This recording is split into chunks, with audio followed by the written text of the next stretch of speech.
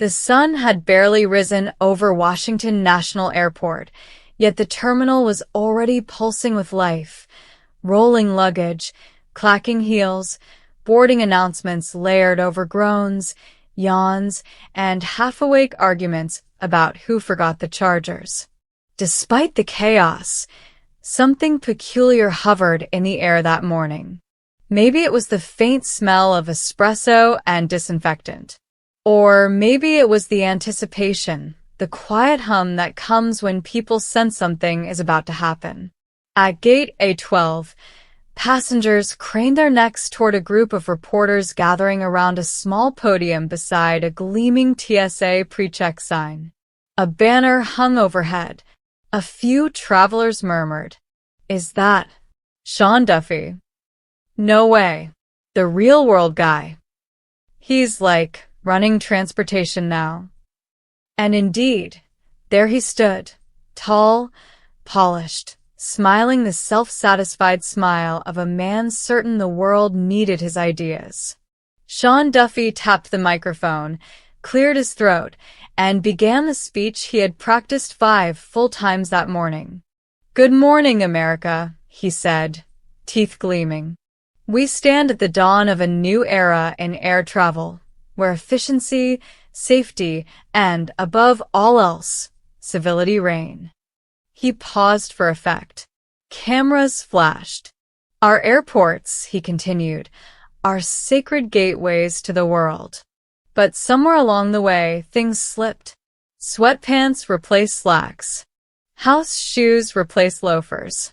And pajamas, literal pajamas, have taken over our terminals. The crowd's confused chuckles encouraged him. "I say it's time to raise the bar. To elevate our collective airport experience. To reclaim our dignity in the security line." He pointed dramatically toward a poster behind him, a smiling, perfectly groomed couple in vintage travel attire, him in a crisp suit, her in a pastel dress, gliding through an airport as if floating on clouds. "This campaign," he concluded, "is a call to put our best foot forward. And maybe," he chuckled, "to cover that foot with something more respectable than socks." Reporters scribbled notes. Passengers rolled their eyes. And, across the country, televisions flickered on, including the one behind the desk on the set of The View. "Our first hot topic of the day," Joy Behar announced, pushing her glasses up her nose as the clip ended, "is this new airport dress code crusade from Sean Duffy, Transportation Secretary and former real-world roommate guy." Anna Navarro exhaled loud enough to fog the camera lens. "I can't believe I'm about to say this," she began, "but I agree with him." The audience gasped, then laughed. "No, seriously," she insisted. "I fly 4 times a week. Do you know how many bare butt cheeks I've seen in airport seats? People look like they rolled straight out of bed after wrestling an alligator." Sunny Hostin nodded sympathetically. "There are levels to appropriate attire in public spaces," she conceded. But Joy smirked. "Oh, please. The administration preaching civility," she scoffed. "These people wouldn't know civility if it bit them on the—" The censor button beeped. The audience roared. Anna held up a finger. "And while we're talking about civility, let's talk about RFK Jr., who, may I remind you, went viral last year for sitting in an airport barefoot." The screen behind them lit up with the now infamous picture. RFK Jr., feet outstretched on a plastic terminal chair, toes spread like a starfish in the sun. The View audience groaned in collective disgust. Sunny shielded her face. "And he's in charge of health," she said. "Health." Joy practically fell out of her chair laughing. "Well, apparently bacteria builds character." Miles away, in an office stacked with binders labeled Public Health, Budget, and probably important stuff, Robert F. Kennedy Jr. watched the segment, with one eye twitching. "Barefoot at an airport one time," he muttered. "In 2023. And they act like I committed a federal crime. His assistant cleared her throat. Sir, with all due respect, it wasn't just once. There was also the video from... Yes, he cut in. The relaxing at the terminal meditation clip. And the wellness retreat layover live stream. And the barefoot boarding incident. Okay, he snapped. Point taken. But this is nothing compared to the real issues in air travel. We're still short hundreds of air traffic controllers after the departmental purge. Flights are delayed nationwide. And Sean wants to talk about people wearing pajama pants. His assistant nodded. So what will you do, sir? RFK Jr. leaned back, crossed his arms, and wiggled his toes. We counter the narrative, he said. We reclaim the barefoot image.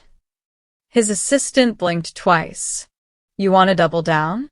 Not want to, he corrected. Need to. Within 12 hours, RFK Jr. released a video titled, The Grounding of the Human Spirit. He sat cross-legged in an airport lounge, barefoot, naturally, speaking earnestly to the camera. Feet, he began, are the windows to the earth. Shoes disconnect us from nature, from our truth.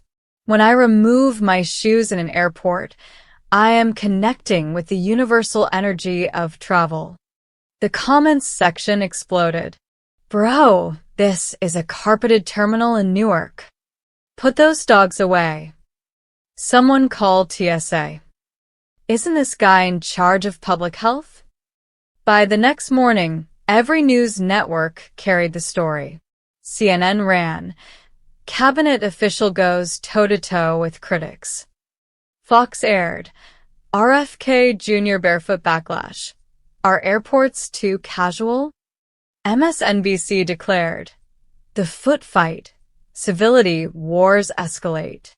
And back on The View, Joy Behar nearly choked laughing. This administration is like a sitcom written by drunk raccoons, she wheezed. Meanwhile, in the Oval Office, President Trump was not amused. No more feet, he barked at his staff. No shoes, no shirt, no service. That's the rule. Someone tell Bobby Kennedy to put the shoes back on. A senior advisor stepped forward. Sir, the press conference you're scheduled for later is supposed to be about infrastructure. Great, Trump said. I'll tell them my infrastructure plan is simple. Pave over every airport carpet so nobody rubs their feet on it again. Boom. Problem solved. The advisor pinched the bridge of her nose. And what about Duffy's dress code campaign? What about it? Trump shrugged. I like it. Airports should be classy. Like the 1960s. Back when flying was glamorous and you didn't have grown men wearing minion pajamas in the food court. Another assistant cleared his throat timidly.